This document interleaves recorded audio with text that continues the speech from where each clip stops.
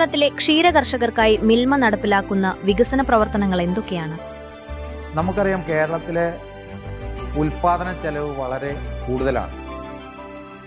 പ്രത്യേകിച്ചും കാർഷിക മേഖലയിലെ ഉൽപ്പന്നങ്ങൾക്ക് ഉൽപാദന ചെലവ് കൂടുതലും, എന്നാൽ അതിനനുസരിച്ചുള്ള വില ലഭിക്കുന്നുണ്ടോ എന്ന് ചോദിച്ചാൽ അത് ക്ഷീര കാർഷിക മേഖലയിലും അത്ര ലഭിക്കുന്നു എന്ന് പറയാൻ എനിക്ക് സാധിക്കും.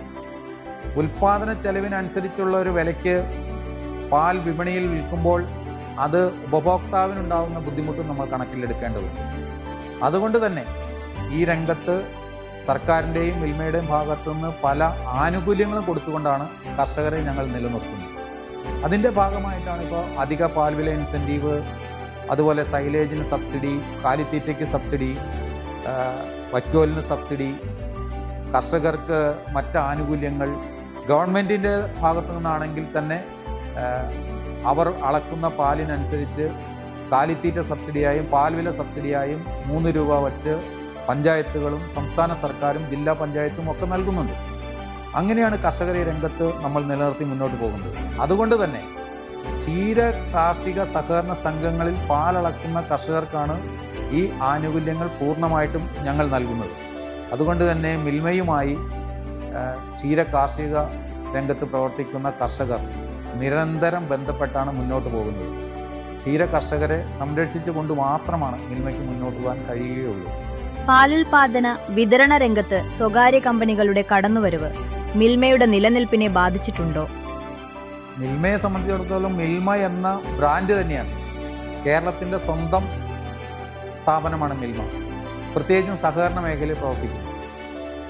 കേരളത്തിലെ ഞാൻ ആദ്യം പറഞ്ഞതുപോലെ ലക്ഷക്കണക്കിന് കർഷകരുടെ ഒരു പ്രസ്ഥാനമാണ് മിൽമ. നമുക്കറിയാം, നമ്മുടെ ഗ്രാമപ്രദേശങ്ങളിൽ പോയാൽ അവിടെയെല്ലാം കർഷകർ ഒത്തുകൂടുന്ന ഏറ്റവും പ്രധാനപ്പെട്ട അവരുടെ ഒരു കേന്ദ്രമായിട്ടാണ് ക്ഷീര കാർഷിക സഹകരണ സംഘങ്ങൾ ഇപ്പോൾ മാറിയിട്ടുള്ളത്.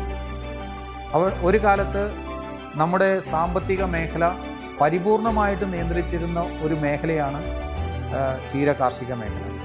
ഇപ്പോഴും നമ്മുടെ ഗ്രാമപ്രദേശങ്ങളിൽ, ഇടുക്കി ജില്ലയിലെ വിവിധ പ്രദേശങ്ങളിൽ ഇതുകൊണ്ട് മാത്രം ഉപജീവനം നടത്തുന്ന ആയിരക്കണക്കിന് കുടുംബങ്ങളുണ്ട്.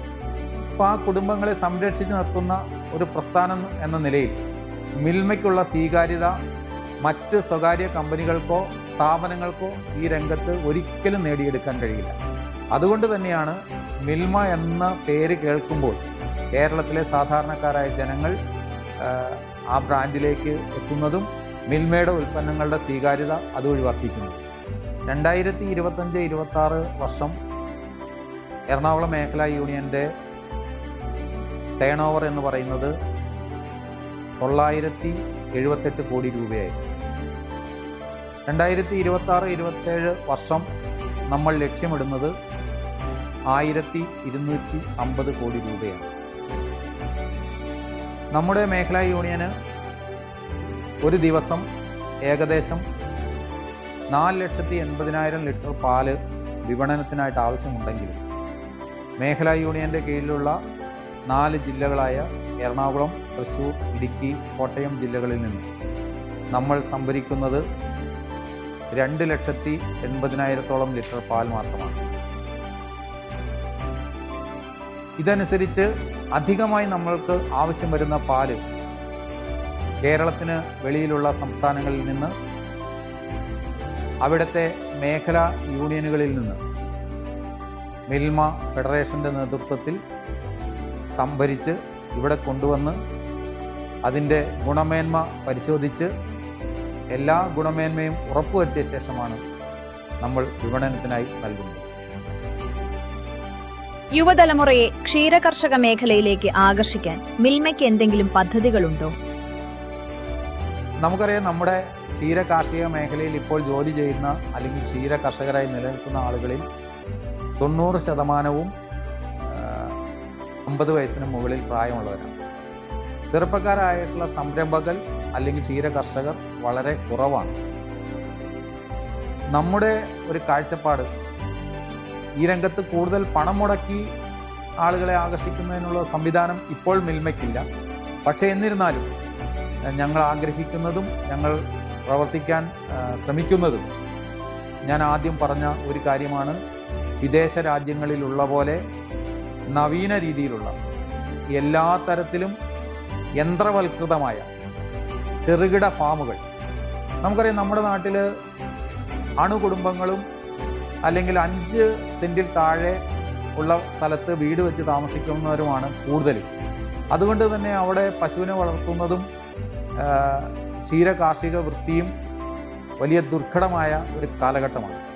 അപ്പോൾ അതിന് ഒരു പരിഹാരം എന്ന നിലയിൽ സ്ഥലമുള്ള പ്രദേശങ്ങളിൽ നമ്മുടെ ചെറുപ്പക്കാരായ കർഷകരെ ആകർഷിക്കുന്ന രീതിയിലുള്ള നവീന രീതിയിലുള്ള ചെറുകിട ഫാമുകൾ എല്ലാവിധ യന്ത്രവൽക്കരണവും ആധുനികവൽക്കരണവും നടത്തിക്കൊണ്ട് പ്രാവർത്തികമാക്കാനുള്ള ശ്രമമാണ് മിൽമയുടെ ഭാഗത്തുനിന്നുണ്ടാകുന്നത്.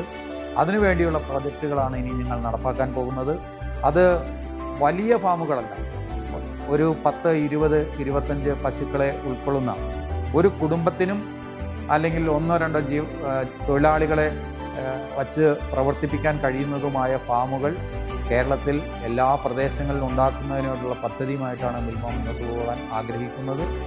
അതിനോടൊപ്പം തന്നെ അവർക്ക് വേണ്ട എല്ലാവിധ പിന്തുണയും അതിനുവേണ്ടി ആധുനികവൽക്കരണത്തിൻ്റെ ഭാഗമായുള്ള അവർക്ക് വേണ്ടിയുള്ള സ്റ്റഡി ക്ലാസ്സുകളും എല്ലാം നൽകി ഈ രംഗത്തേക്ക് ചെറുപ്പക്കാരെ ആകർഷിക്കുന്നതിനുള്ള പദ്ധതി മിൽമയുടെ ഭാഗത്തുനിന്നുണ്ടാകും. അതോടൊപ്പം തന്നെ അത്തരത്തിലുള്ളൊരു പദ്ധതി കേരള ഗവൺമെൻറ്റിന് മുന്നിൽ അതിൻ്റെ ഒരു പ്രാരംഭം എന്ന നിലയിൽ എല്ലാ ജില്ലയിലും ഇത്തരത്തിലുള്ള 1-2 ഫാമുകളെങ്കിലും ആരംഭിച്ച് അതിൻ്റെ സർക്കാരിൻ്റെ ഭാഗത്തുനിന്ന് എല്ലാവിധ ആനുകൂല്യങ്ങളും നൽകി പ്രാവർത്തികമാക്കി മറ്റുള്ളവർക്കൊരു മാതൃകയായി ഇത്തരത്തിലുള്ള ചെറുകിട ഫാമുകൾ ആരംഭിക്കുന്നതിന് വേണ്ടിയുള്ള പരിശ്രമമാണ് മിൽമ നടത്താൻ ആഗ്രഹിക്കുന്നത്. മിൽമയെ സംബന്ധിച്ചിടത്തോളം ഇപ്പോൾ 165-ൽ പരം ഉൽപ്പന്നങ്ങളാണ് വിപണിയിൽ ഇറക്കിയിട്ടുള്ളത്. പാല്, തൈര്, വെണ്ണ, നെയ്യ്, പേട, ഐസ്ക്രീം, അതുപോലെ തന്നെ മറ്റു ഉൽപ്പന്നങ്ങളായ ബേക്കറി ഉൽപ്പന്നങ്ങൾ, ബ്രെഡ്, ബണ്ണ്, കേക്ക്, കുക്കീസ്,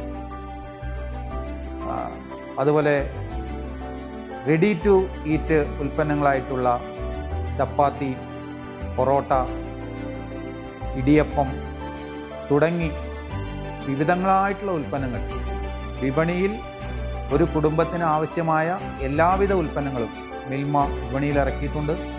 ഇതിനെല്ലാം 100% ഗുണമേന്മ ഉറപ്പുവരുത്തിക്കൊണ്ടാണ് മിൽമ നൽകുന്നത്.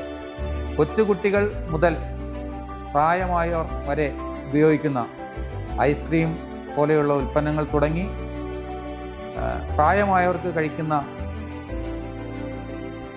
ഷുഗർലെസ് ഉൽപ്പന്നങ്ങൾ വരെ മിൽമ വിപണിയിലിറക്കിയിട്ടുണ്ട്.